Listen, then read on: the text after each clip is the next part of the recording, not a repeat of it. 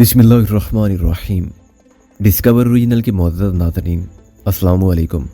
अब किस नंबर 272 मुलाहिज़ा फरमाएं। लेकिन नाज़ों का भाई अड़ गया था कि नज़र ही नहीं, तुम खुद भी बहुत तेज़ हो और मेरी बहन तुमसे भी तेज़ है। मैं तुम्हारी सलामती इसी में समझता हूँ कि तुम्हें अलग अरसाल कर दूँ ताकि तुम सालम रहो। बस है यारे जानी, गालिब ने एक सरदा भरकर कहा। यह फ़कीर इधर आ गया सहरा की खाक छानने। वे तूने तो कमाल का मेकअप किया और खूब आवाज़ बनाई यार, मैं तो सोच भी नहीं सकता था। मैंने कहा, तू कब से मौजूद है यहाँ? मैं रात को यहाँ तक पहुँचने में कामयाब हो गया था। गिरदोनवा के कुछ देहातियों ने मुझे बताया था कि इधर एक पहाड़ी सी है और वहाँ कभी कभी जहाज़ उतरते हैं। बस मैं समझ गया कि यही है मेरी मंजिल मकसूद, वरना यहाँ कोई एयरपोर्ट तो है नहीं। रात भर मैं इधर से उधर जायज़ा लेता रहा, मगर मुझे सिवाय एक कमरे के कुछ नज़र नहीं आया। उसके बाहर एक नीले रंग का छोटा सा बोर्ड लगा हुआ था जिस पर लिखा हुआ था वापडा, और कुछ भी नहीं। ये कोई ग्रिड स्टेशन तो था नहीं, बस एक कमरा था। मैंने गौर किया कि क्या ये सब स्टेशन हो सकता है, और इस नतीजे पर पहुंचा कि नहीं हो सकता। क्यों नहीं हो सकता दोस्त? मैंने सर खुजा कर कहा। नादान दोस्त, सब स्टेशन वहाँ बनाए जाते हैं जहाँ लोड ज़्यादा हो, गाली बोला। डिस्ट्रीब्यूशन डिपो समझ ले बिजली का, वहाँ से हाई वोल्टेज के तार निकलते हैं और साफ नज़र आते हैं। उनके बाहर अमूमन लाल रंग की एक प्लेट लगा दी जाती है, उस पर हमेशा मुझे वही एक तस्वीर नज़र आती है, तेरे जद्दे अमजद की सिरी पाए की। नीचे लिखा होता है खतरा 11,000 वोल्ट या 33,000 वोल्ट। लेकिन इस कमरे में पोल से बिजली के दो मामूली तार जा रहे थे। मदीजे के सब स्टेशन इतना छोटा भी नहीं होता। मिर्जा गालिब, काश वापटा वाले अपना महकमा तुझे बख्श दें। आखिर इतनी मोटी बातें उनकी अकल में क्यों नहीं आई? मैंने कहा, हाई होंगी तो चली गई होंगी, गालिब बोला। जब हाथ में नोट आ जाते हैं तो आदमी सिर्फ नोट देखता है, मुल्क और कौम का मफाद नहीं देखता। ये नहीं देखता कि दाल में क्या काला है और क्यों काला है। जब मैंने तस्दीक कर ली कि ये सब स्टेशन नहीं और जो संतरी बाहर खड़ा हुआ है वो भी वापटा का मुलाजिम नहीं है, ये तस्दीक कैसे हुई? मैंने संतरी के पास जाकर पूछा था कि बाबा क्या वापडा में नौकरी मिलेगी? गालिब बोला। वो कहने लगा कि दफ़ा हो जाओ वरना गोली मार दूंगा। इससे तस्दीक हो गई, सचमुच वापडा का मुलाजिम होता तो इतना बुरा ना मानता, रिश्वत मांगता या दुआ।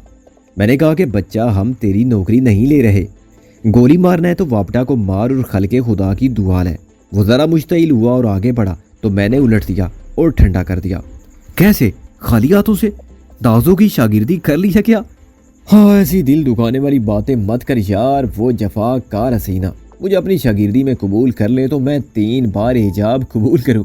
संतरी को मैंने तपंचन से ठंडा किया। गालिब ने कोट में हाथ डाला और बगल में से साइलेंसर वाला पिस्तौल बरामद किया। वो धोखे में मारा गया। उसे कैसे ख्याल आ सकता था कि आजकल के मलंग भी गुदड़ी में पिस्तौल रखते हैं। अभी मैं सोच ही रहा था अंदर जाने की कि फायरिंग की आवाज़ आई और मैं दूर भाग गया। वो मशीन गन के फायर थे। दूरी से मैंने 3 गाड़ियां रवाना होते देखी। कितनी दूर से? नंबर वगैरह देखा? नहीं, मैं करीब होता तब भी नंबर ना देख सकता, और देख लेता तो क्या फ़र्क पड़ता। वो असली नंबर तो नहीं होंगे ना। तीनों गाड़ियां एक ही समत गई थी। मैं पीछे दौड़ता तो कैसे दौड़ता? रात का वक्त था, अंधेरे में वैसे भी रास्ता दिखाई नहीं देता था। तो मैं उसी तरफ गया था और अब वापस आ रहा था कि ये धमाका सुना। गालिब बोला। वो राबिया, कैथरीन और टैडी को ले गए यार। मैंने कहा, सिराज को हमने काबू में कर लिया था। वो धमाका तुमने किया था? किया था यहाँ? वही जो साईं पापड़ वाले के अड्डे पर था। मैंने कहा। अफसोस ये खबीज सिराज भाग गया। बस चंद सेकंड के लिए नजर चौकी थी कि वो निकल गया। सुअर का बच्चा मकर किए बेहोश पड़ा था। मैं और मोहसिन उसे तलाश करने निकले थे। मोहसिन कहाँ है? मोहसिन? गालिब एकदम उठ खड़ा हुआ। वो मुझे कोस रहा होगा। मैंने कहा। उसने मुझे सख्त हिदायत दी थी कि मैं 45 डिग्री पर 1 मील चलूं, फिर बाईं जानिब उसी जाविये पर उतना ही सफ़र करूं तो जहाँ से हम चले थे वहाँ से 1.5 मील के फासले पर फिर मिल जाएंगे। वो तो पहुँच चुका होगा। मुश्किल है, तुम दोनों की फितरत एक है। जब तुम सिराते मुस्तकीम से बह गए और गप लगाने बैठ गए तो भी वो कहीं भटक गया होगा। गालिब ने कहा। चलो अब हम दोनों उसे तलाश करते हैं। अंदाज़न समत बताओ। मैंने अंदाजे से समत का तयन किया और हम दोनों रवाना हो गए। सूरज अब काफ़ी बुलंद हो गया था। मैंने और गालिब ने पहले उसे बुलंद आवाज़ से पुकारने का सोचा और फिर ये इरादा तर्क कर दिया। डर ये था कि कहीं मोहसिन से पहले हमारी पुकार सिराज के कानों तक ना पहुँच जाए और वो जवाब गोली से ना दे। हमने उसे गैर मुसल्ला कर दिया था, मगर उसका कोई भरोसा नहीं था कि बाहर भी कहीं तोप छुपा रखी हो। उसके जंगल में पाए जाने के खासे इम्कानात थे। یہ بھی ہو سکتا تھا کہ وہ ہماری نظر سے چھپنے کے لیے درخت پر چڑھ جائے اور پتوں میں چھپ کر بیٹھ جائے۔ اوپر سے سیر بار کا پتھر وہ سیدھا ہمارے سر پر مار سکتا تھا، اور ہمارے دل کی طرح ہمارے سر بھی بہت نازک تھے۔ تقریباً پون گھنٹے تک ہم اندازے غلط کرتے رہے اور ادھر سے ادھر بھٹکتے رہے، لیکن محسن کو نہ ملنا تھا نہ ملا۔ اب بھی میرے ذہن میں سمت کا تھوڑا سا حساب تھا، کیونکہ سورج ابھی تک مشرق میں ہی تھا۔ کنفیوژن سے بچنے کے لیے میں نے کھجور کے درخت کو نشانہ بنا لیا تھا، جو صبح ٹھیک اسی سمت میں تھا جدھر سے سورج طلوع ہوا تھا، اور یہ درخت اپنی قسم کا ایک ہی درخت تھا۔ میاں سکندر اعظم، مجھے تو یہ دشت طلیسمات لگتا ہے، مرزا غالب نے بالآخر کہا۔ آخر محسن ابھی تک نظر کیوں نہیں آیا؟ ذرا میری طرف دیکھنا، کیا میں نظر آ رہا ہوں؟ بالکل صاف، پوری داڑھی کی جاڑی سمیت۔ خدا کا شکر ہے کہ تم بھی نظر آ رہے ہو مجھے۔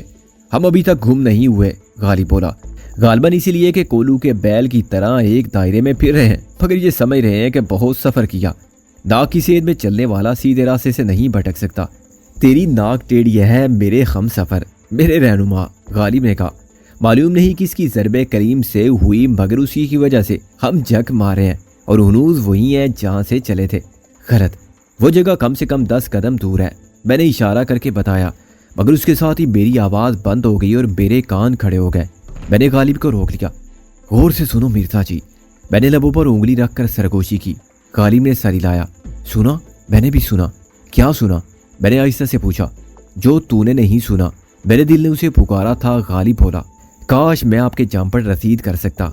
جامپڑ کی آواز آپ صاف سنتے، میں نے کہا، اور غالب کو ہاتھ سے پکڑ کر پیچھے کھینچ لیا۔ ہم دونوں ایک درخت کی اوٹ میں ہو گئے۔ پھر میں نے درخت پر غور کیا اور مجھے درخت کے تنے سے ملی ہوئی شاخوں تک پہنچنا آسان نظر آیا۔ میں نے غالب کو خاموش رہنے کا اشارہ کیا اور اوپر چڑھ گیا۔ زمین سے تقریباً 12-14 فٹ اوپر جا کر دیکھنے پر مجھے کچھ نظر نہیں آیا تو مجھے فریب سماعت کا یقین آنے لگا۔ غالب نیچے کھڑا مجھے گھور رہا تھا، کیونکہ اس کے کانوں نے واقعی کچھ نہیں سنا تھا۔ اس نے ہاتھ کے اشارے سے پوچھا کہ کیا ہے، اور میں نے اشاروں کی زبان میں اسے بتایا کہ ابھی صبر کرو۔ اس وقت مجھے ایک لطیفہ یاد آ رہا تھا، اور اگر میں نیچے اترتا تو شاید وہی لطیفہ غالب مجھے شرمندہ کرنے کے لیے سناتا۔ کسی پاگل خانے میں ایک پاگل بہت دیر سے زمین پر پڑا دیوار سے کان لگائے کچھ سن رہا تھا۔ ایک ڈاکٹر نے آتے ہی کئی بار دیکھا اور بلاخر پاگل کے قریب بیٹھ کر خود بھی کچھ سننے کی کوشش کرنے لگا، مگر اسے کچھ بھی سنائی نہیں دیا تو اس نے پاگل سے کہا کہ کیا بات ہے میاں، مجھے تو کچھ سنائی نہیں دیتا۔ پاگل نے ڈاکٹر کو افسوسناک اور قابل رحم نظروں سے دیکھ کر کہا، پاگل کے بچے، جب 5 گھنٹے سے مجھے کچھ سنائی نہیں دیا تو تجھے 5 منٹ میں کیا سنائی دے گا؟ چل بھاگ یہاں سے۔ ابھی مجھے یہ لطیفہ یاد آیا ہی تھا کہ فریب سماعت کا شبہ دور ہو گیا۔ میں نے دائیں جانب سے کسی کے قدموں کی آہٹ سنی، وہ بہت احتیاط کے ساتھ دبے پاؤں آ رہا تھا۔ میں نے نظر جما کر دیکھا اور ایک دم سراج میرے سامنے آ گیا۔ بے ہوش محسن اس کے کندھے پر لٹک رہا تھا، اور سراج ہاتھ میں محسن کا ریوالور لیے ادھر ہی آ رہا تھا۔ غالب، میں نے شاخ سے بندر کی طرح نیچے لٹک کر کہا، شکاری آ گیا۔ اس کمینے نے محسن کو شکار کیا ہے، اسے ادھر متوجہ کر اور پیڑ کے نیچے لیا، مگر آواز مت نکالنا، اس کے ہاتھ میں ریوالور ہے۔ غالب نے سر ہلایا اور میں پھر اوپر پہنچ گیا۔ میں اوپر سے غالب کو خاموش سگنل دیتا رہا۔ سراج بہت محتاط تھا، لیکن وہ بہت تھکا ہوا بھی تھا۔ وہ چلتے ہوئے لڑکھڑاتا تھا، رک کر خامتا تھا اور ادھر ادھر دیکھنے لگتا تھا۔ غالباً اسے بھی راستے کی جستجو تھی یا کسی آبادی کی تلاش تھی۔ ٹھیک وقت پر غالب نے اپنے موٹے منکوں کی مالا کو ہاتھ میں لے کر ہلانا شروع کیا۔ منکے کڑکڑائے اور سراج ٹھٹک گیا۔ کون ہے؟ سراج نے پھولی ہوئی سانس کے ساتھ کہا، مگر غالب درخت کی اوٹ میں چھپ گیا تھا۔ سراج چند سیکنڈ بہت چوکنا کھڑا رہا، پھر اس کی صورت پر حیرانی کے آثار نمودار ہوئے، کیونکہ اس جنگل میں یہ آواز اسے عجیب لگی تھی۔ تجسس اسے درخت کے نیچے لے آیا۔ اس نے محسن کو نیچے ڈال دیا اور ادھر ادھر دیکھنے لگا۔ Real snack? اس نے اپنے آپ سے سوال کیا۔ سوال بالکل ٹھیک تھا۔ اس قسم کی آواز جنگل میں ایک سانپ کے چلنے سے پیدا ہوتی ہے جس کی اڑیاں کڑکڑاتی ہیں، لیکن وہ سانپ ہمارے جنگلوں میں نہیں پایا جاتا۔ ریوالور اس کے ہاتھ ہی میں تھا جب میں اس پر بم کی طرح گرا۔ قدرتی طور پر میں نے گرتے ہوئے ریوالور کا خیال رکھا اور میرا ایک ہاتھ اس کی کلائی پر یوں لگا کہ ریوالور دور جا گرا۔ سراج میرے وزن کے نیچے دب گیا۔ میں نے اس کی گردن دبوچ لی۔ دل تو چاہتا ہے کہ تجھے کتے کی موت مار دوں، میں نے اس کے منہ پر تمانچے مارتے ہوئے کہا۔ ہر تمانچے پر اس کا منہ کبھی دائیں طرف پھر جاتا، کبھی بائیں طرف، اور میری انگلیوں کے نشان اس کے گالوں پر بن جاتے تھے۔ وہ ہر تمانچے پر کراتا تھا۔ دل کی بات مان لے بچہ، غالب نے سامنے آ کر اپنے موٹے منکوں والی مالا بجانا شروع کی۔ مگر یہ کتا تو نہیں ہے، یہ کتے کا بچہ ہے۔ اس نے سراج کا ریوالور اٹھا لیا۔ میں نے سراج کو چھوڑ دیا۔ تو سمجھاؤ گے کہ چکما دے کر نکل گیا، لیکن تقدیر ساتھ چھوڑ دے تو سارے راستے ایک طرف ہی لے جاتے ہیں، اور ہاتھ میں توپ بھی ہو تو اس کا گولا پلٹ کر لگتا ہے بچہ۔ غالب نے ریوالور کو لہرا کر کہا، یہ دیکھ اب اس کا رخ کدھر ہو گیا ہے۔ اب سراج سمجھ گیا تھا کہ وہ ریل سنیک کون تھا۔ وہ غالب کو گھور رہا تھا، اسے پہچاننے کی کوشش کر رہا تھا، مگر جسے میری نگاہ نہ پہچان سکی اسے سراج کیسے پہچان سکتا تھا۔ میں محسن کی طرف متوجہ ہو گیا۔ غالباً سراج نے اسے بے خبری میں وار کر کے ناک آؤٹ کر دیا تھا۔ میں نے اسے آواز دی اور اس کے گال تھپکے، لیکن محسن کی آنکھیں بند رہیں۔ اس وقت اندر ہی اندر میں غصے کی بھڑکی ہوئی آگ میں جل رہا تھا، لیکن بہت مجبور تھا۔ میں سراج کو مارتا تو وہ مر جاتا۔ جو معلومات ہمیں اس سے حاصل ہو سکتی تھی کسی اور سے نہیں ہو سکتی تھی۔ انہی کی مدد سے ہم رابعہ، کیتھرین اور ٹیڈی تک پہنچ سکتے تھے۔ چنانچہ سراج کا زندہ رہنا بے حد ضروری تھا۔ یار کچھ سمت کا اندازہ ہے؟ میں نے غالب سے کہا۔ تم نے تو اس علاقے کا سروے کیا تھا، کوئی آبادی ہے قریب؟ قریب تو نہیں، 4-5 میل چلنا پڑے گا، غالب بولا۔ پہلے ہم آبادی تک جانے والے راستے تک پہنچ جائیں، وہاں سے ٹیکسی مل جائے تو اس بارے گناہ کو اٹھا کے چلنے سے بچ جائیں گے۔ اسے سراج کی طرف اشارہ کیا۔ ٹیکسی گھاس کھا گیا ہے کیا؟ مقامی آبادی آمد و رفت اور نقل و حمل کے لیے بیل گاڑی سے استفادہ کرتی ہے۔ شہر میں یہی کام ٹیکسی سے لیا جاتا ہے، بس بیل گاڑی لوکل ٹیکسی ہے، غالب بولا۔ ممکن ہے سپر ڈیلیکس سروس ریڑا یا تانگا بھی مل جائے، مگر کیا ہم پبلک میں جا سکتے ہیں؟ محسن کی حالت ٹھیک نہیں ہے، ہمیں جانا ہی پڑے گا، میں نے کہا۔ تو اسے اٹھا لے اور آگے چل، میں ایس پی صاحب کو مارچ کراتا ہوں۔ اور نیچے جھک کر سراج کو پیروں پر کھڑا کر دیا۔ ایس پی صاحب کا منہ بند کر دے، میں نے کہا، اور ہاتھ پیر باندھ دے۔ جو قمیض انہوں نے پہن رکھی ہے وہ محسن کی ہے، اسی کو پھاڑ کر استعمال کر۔ سراج اب تقدیر سے بھی مایوس ہو چکا تھا، جس نے اسے دوبارہ ہم جیسے دشمنوں کی قید میں پہنچا دیا تھا۔ اس نے بالکل مزاحمت نہیں کی۔ غالب نے قمیض کا کچھ حصہ اس کے منہ میں ٹھونس دیا اور باقی سے اس کے ہاتھ کمر کے پیچھے کس کر باندھ دیے۔ پھر غالب نے محسن کو کندھے پر ڈالا اور میں نے سراج کو دھکیل کر روانہ کر دیا۔ میرے ہاتھ میں اسی کی پتلون سے نکالی ہوئی چمڑے کی بیلٹ تھی۔ تقریباً 2 میل کا یہ راستہ بہت کٹھن ثابت ہوا۔ غالب نے اور میں نے باری باری محسن کو اٹھایا۔ یہ عام حالات میں بھی مشکل کام تھا، کیونکہ محسن کا وزن بھی میرے برابر یعنی 160 پاؤنڈ تھا۔ اب تو مدت سے ہم نے وزن نہیں کرایا تھا۔ جب تک ہم لندن میں تھے تو ایک دوسرے کو موٹا اور گول گپا کہتے تھے۔ ذرا سی بے احتیاطی سے ہمارا وزن بڑھنے لگتا تھا، اور وزن کو حد میں رکھنے کے لیے ہم اکٹھے دوڑ لگاتے تھے اور ورزش کرتے تھے۔ پھر کبھی ایسا زمانہ آتا تھا کہ ورزش چھوٹ جاتی تھی اور خوب پارٹیاں ہوتی تھی۔ آئس کریم کیک کھانے کے مقابلے شروع ہو جاتے تھے تو وزن پھر بڑھنے لگتا تھا۔ یہاں آئس کریم کیک کے مقابلے تو نہیں تھے، دلاور اینڈ کمپنی سے مقابلہ تھا، اور ورزش سے زیادہ دوڑ و دھوپ تھی۔ چنانچہ پہلے کے مقابلے میں دونوں کا وزن کم ہوا تھا، پھر بھی یہ وزن اتنا کم نہیں تھا کہ ہمیں نقش فریادی سمجھا جاتا۔ جنگل کے ناموار راستے پر محسن کو اٹھا کر ایک فرلانگ کا فاصلہ طے کرتے کرتے ہم کھنپنے لگے تھے۔ غالب اور میں ڈیوٹی بدل رہے تھے، ایک محسن کو لے کر چلتا اور دوسرا سراج کو جنگی قیدی کی طرح دھکیلتا۔ اسے حسب توفیق ذلیل کرتا اور وہ خاموش احتجاج کرتا، یا پلٹ کر دیکھتا تو بیلٹ سے اس کی کھال اتیرتا۔ اس کام میں ہمارے لیے ایک انتقامی تسکین کا سامان تھا۔ راستے میں ہم ایک جگہ 10-15 منٹ کے لیے رکے اور ایک سگریٹ پی، اس کے سوا پینے کا کچھ تھا ہی نہیں۔ ہاں، کتنا لطف ہے اس تصور میں کہ جب یہ سفر ختم ہوگا تو ہمیں گرما گرم کافی ملے گی، سینڈوچ ہوں گے، کلب سینڈوچ، غالب نے آنکھیں بند کر کے کہا، اور 3 حاصل سگریٹ ہوں گے، اور ہمارے لیے ایک چمکتی دمکتی مرسڈیز تیار کھڑی ہوگی۔ میں نے بھی اس کے تصور میں ساتھ دیا، ایئر کنڈیشنڈ اور ہوا پر تیرنے والی، جس کی پچھلی نشست پر رابعہ اور نازو بیٹھی ہوں گی، غالب بولا۔ رابعہ نے گہرے آسمانی رنگ کی ساری باندھ رکھی ہوگی، جس پر زرد پھول یوں کھلے ہوں گے جیسے آسمان پر ستارے، میں نے کہا، اور نازو نے سرسراتے سفید ریشم کی شلوار قمیض پہن رکھی ہوگی، اور اس کے گلابی چہرے کے گرد سفید شیفون کے دوپٹے کا حالا ہوگا، اور اس نے بالوں میں موتیے کے پھول لگا رکھے ہوں گے، اور اس کے لبوں پر دھوپ سے اجلی مسکراہٹ ہوگی، اور وہ حیا سے نظریں جھکا کے اور مسکرا کے کہے گی، الو کے پٹھے اٹھ آگے چل۔ میں نے کہا، بس ذرا سی جھوٹی خوشی بھی نہیں دیکھی گئی اچھے دوستو۔ غالب نے آنکھیں کھول کر سرد آ بھری، بڑا مزہ آ رہا تھا۔ مزہ تو آئے گا ابھی، میں اٹھ کھڑا ہوا۔ سراج ہم دونوں کو عجیب سی نظروں سے دیکھ رہا تھا۔ काश तुम भी तस्वुर में कोई ऐसा ही हसीन ख्वाब देख सकते। मैंने सिराज को उठने का इशारा किया, मगर तुम्हारे तस्वुर में वही भूखे भेड़िए आते होंगे, दिलावर और पेड्रू। तुम्हारे गैर मुल्की आका तुम तो बस बंदूकें और बम भी देखते होगे, या फांसी का फंदा और जिल्लत की मौत, बेआबरूई और रुसवाई। ऐसा मत कह यार, ये भी गजाला नसीम को याद करता होगा, गालिब बोला। सिराज एकदम तड़प कर पलटा, उसकी नज़र में दुख के साथ खौफ भी था। परेशान क्यों हो एसपी साहब, मैंने उसकी एक और बेल्ट रसीद की, उसे भी तुमसे बहुत जल्द मिलवाने के लिए लाएंगे। सिराज ने फिर पलट कर देखा और मैंने एक और बेल्ट मारी, उसकी पीठ पर कई नील नजर आने लगे थे। तुमको याद होगा मैंने एक वादा किया था, तुमको तुम्हारी सिक्के में अदायगी। मैंने कहा अब वक्त आ गया है, बहुत जल्द वो तुम सब देखोगे जो हमने देखा, क्योंकि तुमने देखा था और हम वही करेंगे जो हमने तुमसे सीखा। मसलन एक फिल्म तुमने दिखाई थी और फिर एक फिल्म की शूटिंग का एहतमाम किया था। मुझे तो मालूम हो गया था कि वो लड़की राबिया नहीं, मगर हम तुमको कैमरा ट्रिक से परेशान नहीं करेंगे। हमारी फिल्म में असली हीरोइन होगी मिस गजाला नसीम। तुम बहुत करीब से देखोगे जो मैंने देखा था। सिराज ने फिर सर घुमाया और फिर बेल्ट शराब से उसकी कमर पर लगी। टाइम बड़ा बेरहम उस्ताद है, मैंने कहा। यह तवाइफ से भी ज्यादा बेवफा है और तुमसे ज्यादा दगाबाज। देखो इसने किस तरह तुम्हारा साथ छोड़ दिया।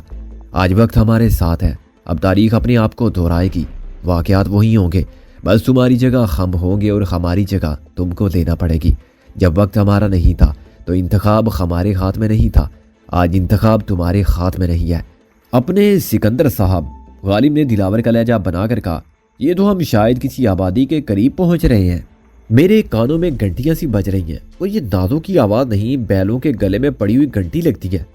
गालिब के बाद मैंने भी ये मौसीकी सुनी और उसके साथ ही मुझे बैलगाड़ी की चरख चूं सुनाई दी। फिर बैलगाड़ी के पायलट ने अपने बैलों से खिताब किया, जो चंद बेमानी अल्फाज पर और कुछ प्यार भरी गालियों पर मुश्तमिल था। टख टख, ओए सुअर दे चरखे तेनू ले जान बोचड़, चल चल। ओए तेरी ते मिर्जा गालिब, मैंने मोहसिन को नीचे रख कर कहा। मैं जाता हूँ इस टैक्सी में और गांव से कुछ खाने पीने को लाता हूँ। और हम यहाँ सूखते रहे, गालिब ने कहा। मजबूरी है मिर्जा गालिब, मैंने कहा। तुम वहाँ गए तो गांव में मजमा लग जाएगा। मर्दोजन तुमसे तावीज़ और दुआओं के तालिब होंगे और तुम्हारी कदमबोसी के ख्वाहिशमंद तुम्हारा जुलूस निकाल देंगे। बहुत ज़्यादा अकीदत का मुजाहरा किया तो मुमकिन है तुम्हारा मज़ार शरीफ बना दें, ताकि तुम्हारी ज़ाते बबरकात के फयूज़ उसी आबादी तक महदूद रहे और हमेशा रहे। सिराज को भी तुम ही असीर रख सकते हो। आखिर मोहसिन को ले जाने में क्या अर्ज है? इसकी वर्दी तो देखो दोस्त, ये एसपी है। अव्वल तो एसपी बेहोश नहीं होता और हो तब भी बैलगाड़ी में बहरहाल सफ़र नहीं कर सकता। मैंने कहा मेरे ذہن में एक बहुत शानदार प्लान है, बस तुम 1 घंटा इंतज़ार कर लो, उसके बाद देखना। अगर आंखें उस वक्त तक देखने के काबिल रही, गालिब बोला। मैं दरख्तों और झाड़ियों की ओर से निकला और बैलगाड़ी के पीछे दौड़ा, जो इतनी देर में 100 गज आगे जा चुकी थी। यह कच्चा रास्ता इसी किस्म की सवारियों के लिए था। मुझे ज़मीन पर टायरों के जो निशानात नजर आए वो साइकिलों के टायर थे।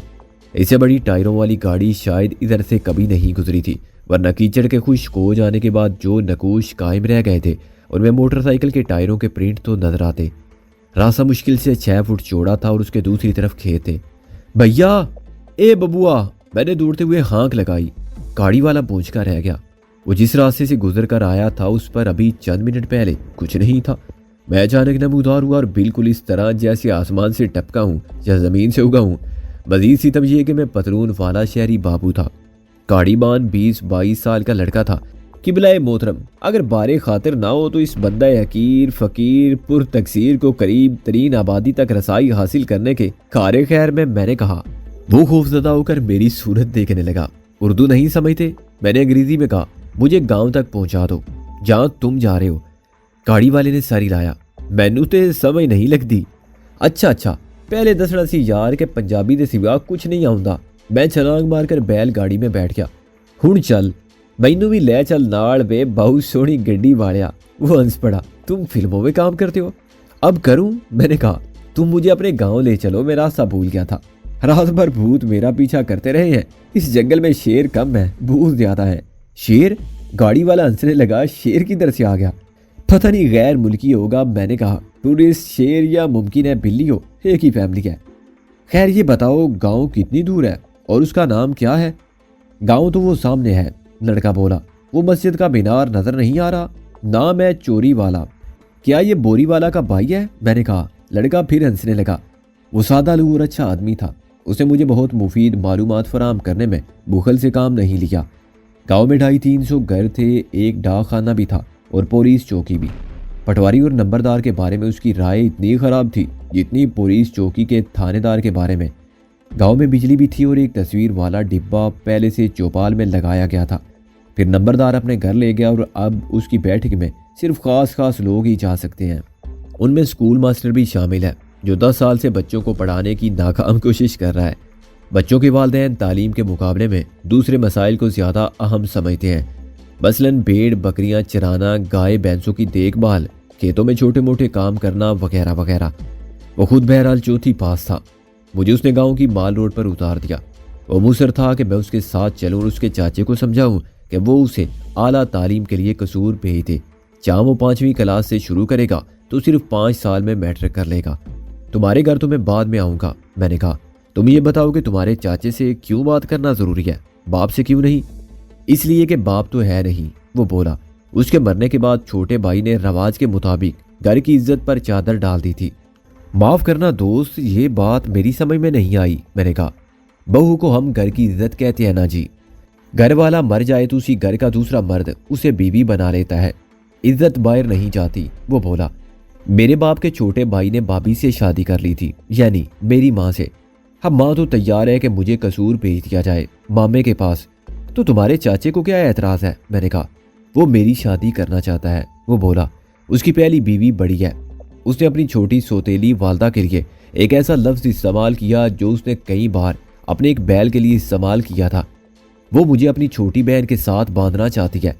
क्या वो तुमको पसंद नहीं? मैंने कहा। आप देखना, उसको पसंद आए तो ले जाना। गांव में सब उसके नाम पर कानों को हाथ लगाते हैं, वो बोला। और जनाब सच बात तो ये है कि वो सारे गांव की बीवी भी बन चुकी है। मैं उससे ब्याह करूं, कत्ल करके फांसी ना चढ़ जाऊं? अच्छा, मैं तुम्हारे चाचे को भी समझाऊं और वो ना समझा तो उसका दिमाग दुरुस्त कर दूं। मैंने कहा। 1-2 दिन में यहाँ एसपी साहब दौरे पर आने वाले हैं। एसपी? वो क्या होता है? पुलिस का सबसे बड़ा अफसर। मैंने कहा। थानेदार से भी बड़ा? वो बोला। हाँ, थानेदार तो उसके घर में झाड़ू देते हैं और बर्तन धोते हैं। मैंने कहा। वो सारे थानेदारों का थानेदार होता है। बस जी, तो आप चाचे को 10 छीतर लगवा दे। वो खुश होकर बोला। वो अफसर आपकी मानता है? दोस्त है मेरा, मानेगा क्यों नहीं? मैंने कहा। लेकिन यार तुम भी मेरा एक काम करो, पहले तो ये बताओ कि थाने में कौन कौन है? थाने में? वो बोला। एक तो वो काना हवालदार है फतेह खान, उसके साथ 2 सिपाही हैं। एक तो कोमा है।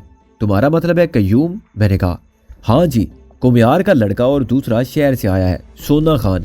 उनके सामने कोई दुम नहीं मार सकता। वो कुकड़ खाते हैं, 5 सेर दूध हर रोज ले जाना पड़ता है उनके लिए। जिसे चाहते हैं पकड़ कर ले जाते हैं और गंजा करके वापस भेज देते हैं, वो बोला। गंजा करके? क्या उनमें कोई नाई भी है? मैंने कहा। हाँ जी, सोना खान नाई का बेटा है, वही उस तरह फेरता है। कल बाबू तरखान को पकड़ कर ले गए थे। उसने नंबरदार की बैठक के लिए जो मंजी बनाई थी उसकी लकड़ी से बुरादा जड़ने लगा था। आज वो आएगा 100 छितर खा के और सर मुंडवा के। नंबरदार ने 100 छितर मारने के लिए कहा था। अच्छा, ये तो सब होता आया है अजीजम, और होता रहेगा। अकेला चना भाड़ को नहीं फोड़ सकता।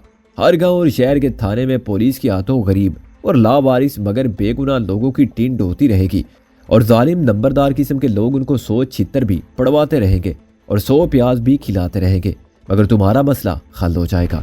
मैं पुलिस की इस्लाह के लिए नहीं आया, इनसे तो अब अल्लाह ही समझे। तुम मेरा एक काम करो, सीधे थाने जाओ। थाने जाऊं? लड़के ने खौफजदा होकर अपने सर पर हाथ फेरा। उसके सर पर ताज़ा कटी हुई लान की घास जैसे बाल उग रहे थे। गालिबन उसे थाने से आए हुए ज्यादा दिन नहीं हुए थे। फिक्र मत करो, दोबारा तुम्हारी टिंड कोई नहीं करेगा। मैंने कहा। तुम उस काने हवालदार से कहना मुझे एसपी साहब का पीए मिला था। क्या कहोगे? एसपी साहब का पीए मिला था, वो बोला। शाबाश। और कहना कि वो किसी मुल्जिम की तलाश में इधर आए हैं और हो सकता है कि थाने भी पहुंच जाएं। मैंने कहा। पर ये मत बताना कि पीए साहब बैल गाड़ी में आए थे मेरे साथ। कहना कि सड़क पर मिले थे। अच्छा जी, मैं कह दूंगा सड़क पर मिले थे, वो बोला। क्या नाम है तुम्हारा? मैंने कहा। अगर तुमसे मिलना हो तो फजलू। मेरे चाचा का नाम है आशू। वो खुद को अशमतुल्लाह कहने लगा है अब। वो खुश होकर बोला। मैंने उसे 10 के एक नोट दिया। ये अपना इनाम रखो और देखो جو کام میں نے کہا ہے وہ ویسے ہی ہونا چاہیے، بھولنا مت۔ میں ایس پی کا پی اے ہوں،